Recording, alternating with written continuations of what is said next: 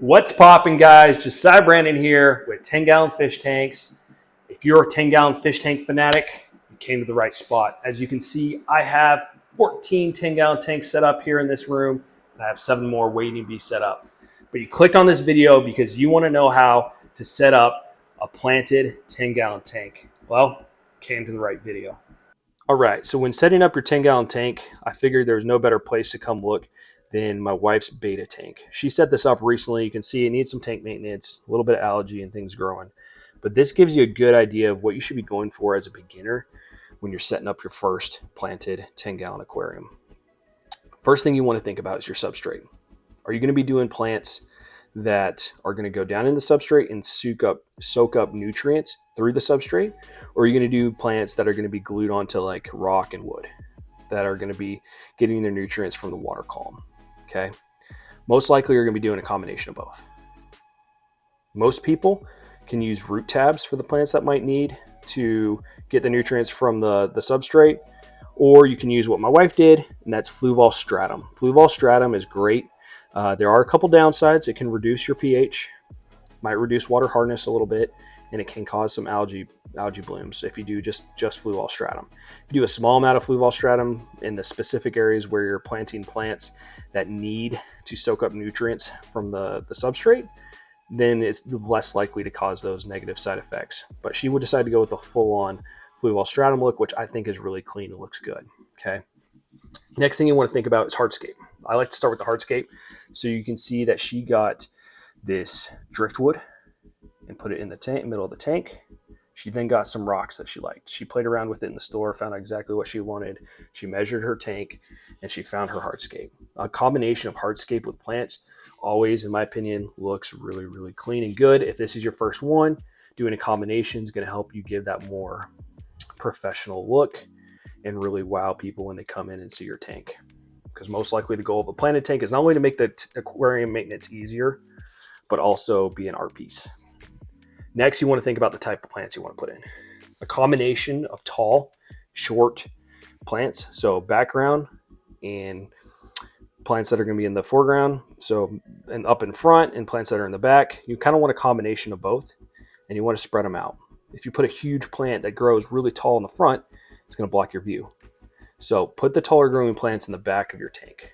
You can see here we got sword plants in the back, got moneywort on here in the corner and hiding out on the side. Those are great because as they grow up, they're going to be growing up past that black background, and it's going to look really clean and good. Okay. Then pick out some plants that you want up in the front of the tank.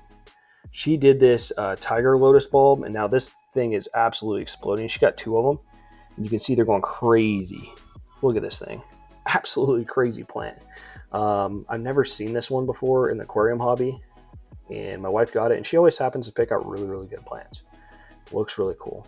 But you can see, that goes right down in the substrate, and then it's going to shoot up a little lily pad all the way to the top. Okay, so putting a little bit smaller plants in the front.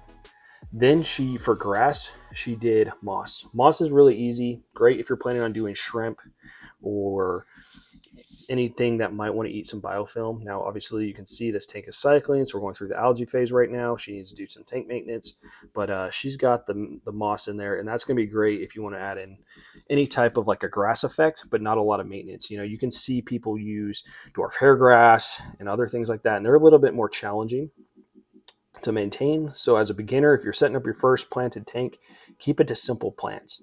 Some sort of moss can be a great option for creating a grass effect, and you can cut it and propagate it and spread it out and create like a little lawn that's going to be super easy to maintain. Moss is typically very hardy, doesn't need a lot of light, and is a great beginner plant. So those are a couple tips for you. Get a mix of tall and short plants. Make sure they're easy to care for plants. Things like swords, moneywort, java fern, anubias, some sort of moss, any of those type of plants, things even like water sprite, any of those type of plants are very easy, hard to kill. Hornwort, all those are very good beginner friendly plants. And Vallisneria is another awesome one. Get yourself those simple, easy plants. You're going to see success. and you're going to have a lot of fun, and your tank maintenance is going to be much easier, and you're going to have a masterpiece of a tank. Last thing to remember, you have plants that get nutrients out of the soil, but you also get plants that take out nitrates and nutrients out of the water column. Yes, your fish are going to create waste that the plants will absorb, and that's why plants are awesome. Last couple things to think about when you're doing your plant in a tank is you're going to need a liquid fertilizer. Easy Green is my go-to. It's the best plant fertilizer on the market. It's 1 pump per 10 gallons. So it's quick, easy, and efficient to dose throughout the week, and it takes the guesswork out of it, and it just works great. It's going to help you have luscious plants. The other things to think about is your light you're using, like a Fluval light or just a cheap Amazon light can work. Make sure it's rated for plants. And then the biggest tip I have for you is set that light on a timer. Make sure the lighting is consistent, 6 to 8 hours a day, depending on your plants. Adjust the brightness. That way, if you start getting too much algae, your plants start dying off, you can know exactly what your plant light regimen is, and you can make adjustments as needed. Hope these tips helped. If they did, give me a like and a follow and subscribe, and I'll be coming out with more videos.